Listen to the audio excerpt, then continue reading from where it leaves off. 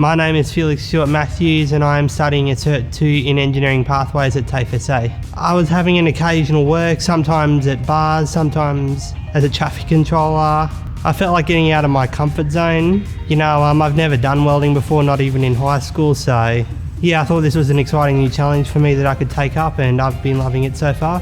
I've always had the ambition of maybe being an electrician when I'm older, so that's my long-term plan down the track, is to become an electrician.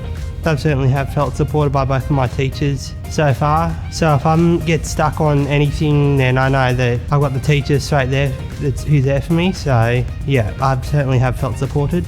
What I like about TAFE SA in terms of the facilities, it seems to have just about everything you need. Everything that TAFE SA provided so far, like the welding gloves, the helmet and the air filters and stuff, it's been very helpful. I think it's a perfect mix. So we do the theory on the Tuesday and then we do the prac work on Thursday and Friday. So I think it's like the perfect sort of mix for us. We can start off with the theory and then end the week with the welding and the prac.